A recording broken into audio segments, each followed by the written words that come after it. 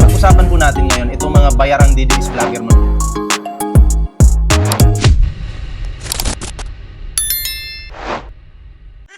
Alaga po ng totoong buhaya. O, alam niyo kung sino to?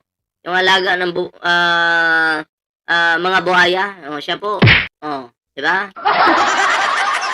O, kilala niyo na? Kilala niyo na ba? Isang puro yung maitim yung batok. Maitim yung batok at puro baba. Kilala niyo na ba siya? O, press 1 nga, magbasa muna tayo ng comment.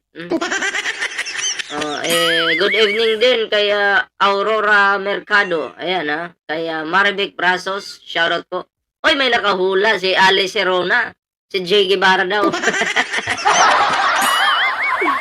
Ang tibay ng mga mata nyo, kahit blurred. Namukhaan nyo ang pangit. Grabe naman kayo. O, sige na nga, atin na itong bigyan ng reaksyon.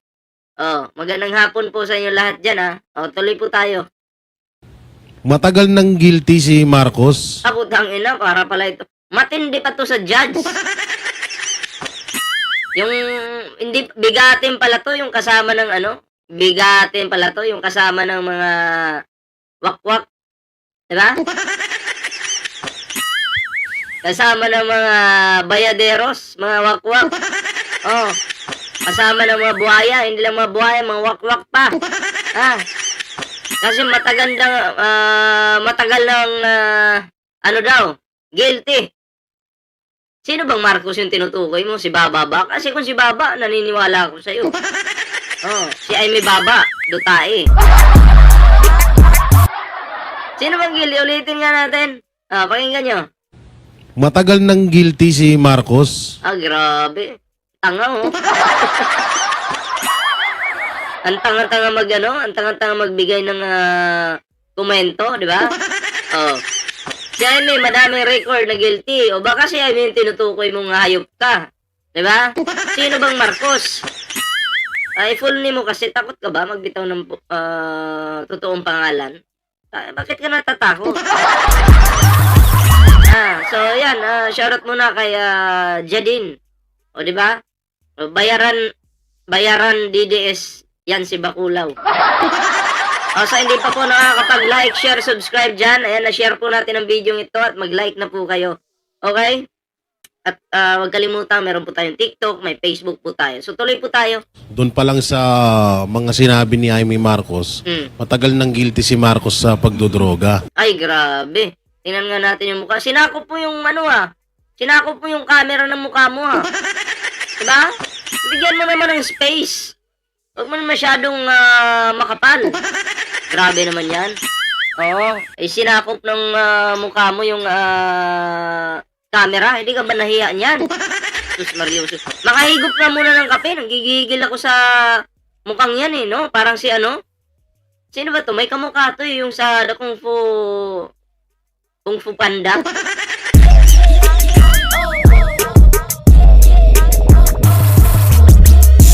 Yun, yung kalaban ni Kung Fu Panda, yung si Hippopotamus, magaling din magkarate yun.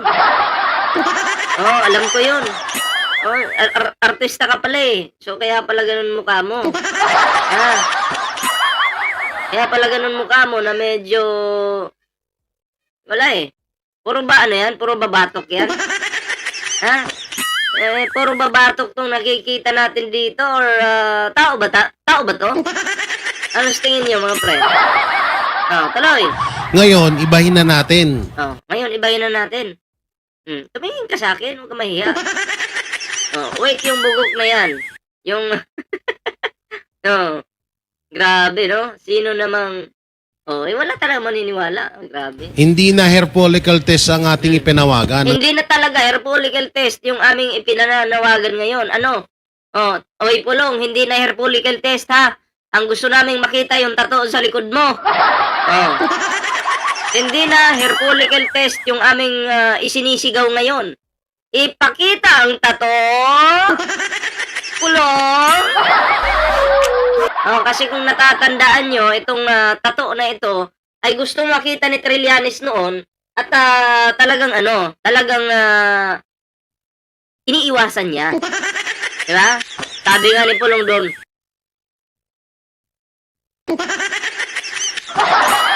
diba? So, ang gusto natin, press 1 sa gustong makakita ng tato ni Pulong Duterte. Press 1. Ha?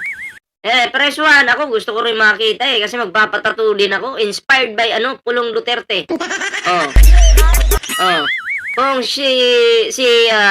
Pulong Duterte, sinasabi nila, member o kasama siya ng triad, ako din, magpapamember na ako ng yung trials.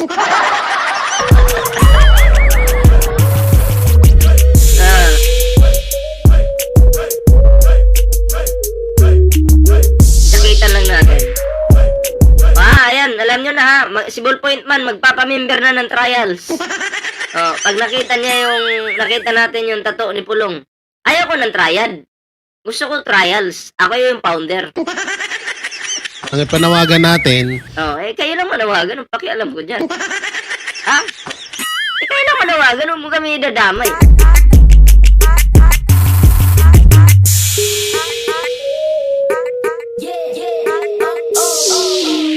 Mukha ka daw, Jijimon, J. Guevara. Diba? Tuloy. ay ikulong ni Marcos yung mga pinakawalan niya ng mga drug lord. Ikulong ni Marcos yung mga pinakawalan niya ng mga drug lord. Baka sa yung pinakawalan ni Digong. Sino ba yun? Sila Michael Yang. Michael Yang na kinulang din sa utak. Dapat yun yung pakawalan, di ba? Tama, di ba? Para hulihin ni Pangulong Bongbong Marcos. At magpakulong siya ng mga drug lord. Kasi Kaya nga, ipapakulong nga yung mga drug lord ng mga tropa ni Digong Stitz. Diba? Digongski. Nagtatago eh. marami na, alam naman na natin kung gaano katalamak ang droga dito sa bansang Pilipinas. Yes, alam talaga natin, lalo na sa panahon ng tatay mo, di ba? Panahon ng tatay Digong mo, talamak na talamak talaga. Grabing pagkatalamak. Sobrang talamak. Mismong si dating Vice President pa ang nagsabi niyan sa mismong lugar niya. Mismong si, pa nga yung nagsabi noon, Maruhas eh. Anong sabi ni Maruhas? Punta tayong Davao, kuha tayong droga dyan. Marami tayong makukunan dyan. O di ba booking na naman yung Davao. Mismong si Maruhas mismo. Noon, maliit pa ako noon, sinabi ni Maruhas yun. O sino nagsabi, sino nakaalala noon?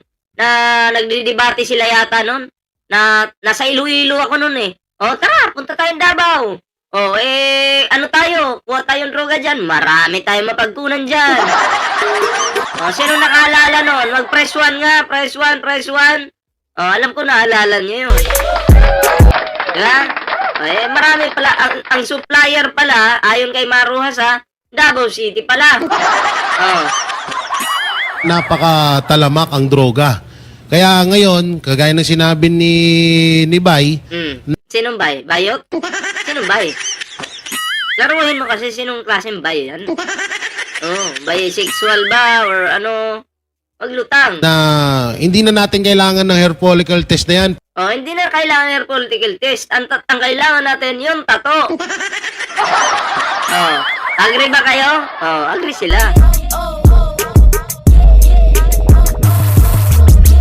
Kaya naman nila pinasok pa ang pagkakasalang iyon, mapasama pang makukulong. Sayang ang panahon nila na dapat sana nagsasaya, hindi nagdurusa. Baka mamaya kantayan matulad tayo kay FLM, mapapahiya sa social media. Linkin Park pala yung binabasa. Ayusin mo po yung comment mo tuloy. Baka may mabasa tayong kanta. Ayon kay June, ang sabi niya, tibay at lakas ng loob. Ano yun? Captain Barbel? Pwede nilang doktorin yan. Pwede na nilang bayaran yan. Ba't alam na alam mo? Ganyan ba yung galawan sa grupo nyo? Panawagan natin ngayon, Manawagan ka lang. Sige lang. Okay lang. Kami, mag-enjoy lang dito. Trabahuhin ni Marcos Jr., Mm. gamitin niya yung confidential fund niya para Confidential funds. Ha? Isaksak mo sa utak mo. Confidential funds. Hindi confidential fund. Kasi maraming funds si PBBM. So, confidential funds, ha? Ang bobo nito. Anong confidential fund?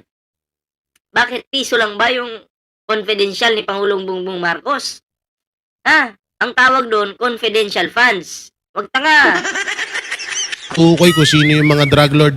Sa totoosin nga lang kahit hindi niya nagamitin yun, tukoy niya na kung sino yung mga drug lord dito sa bansang Pilipinas. Kapag nalinis niya yung Natural. Tukoy na talaga. Kahit nga ako wala akong confidential funds, alam ko kung sino yung drug lord Michael Yang, number 1, nangunguna. Sinong protector? Si Digong. So, kailangan pa ba ng confidential funds yan? Hindi na.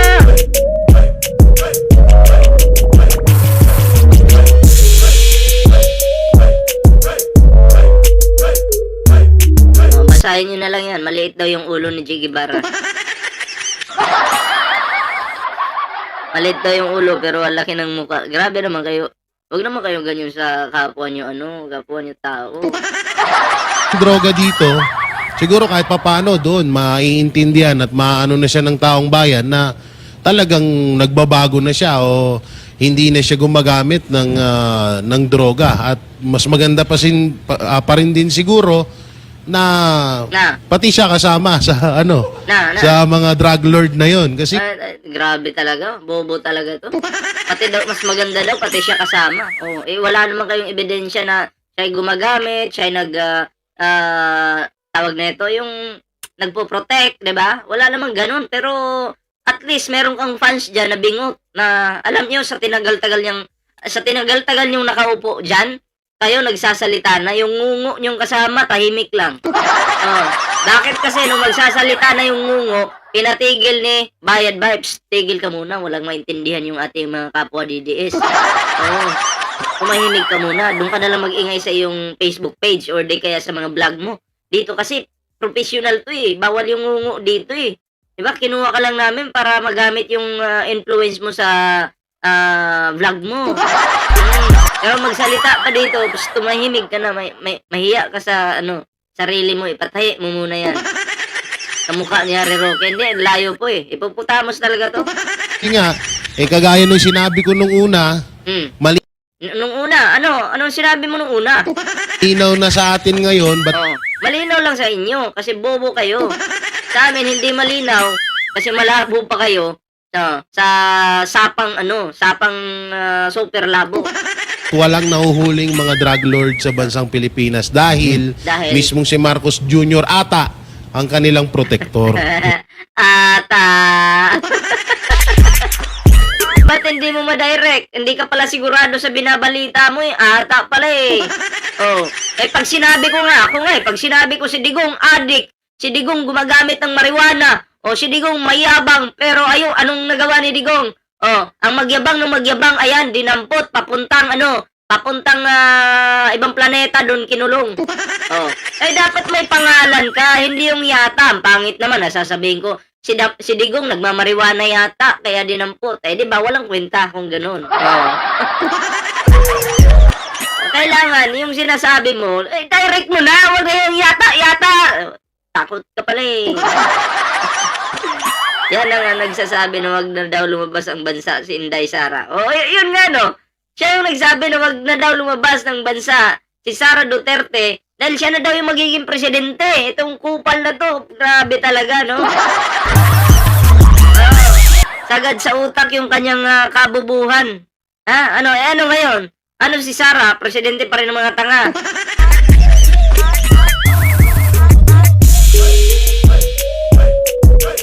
Jamaica Castillo, shoutout po Bakit mo kinisid Jamaica Castillo? Papalakpakan lang!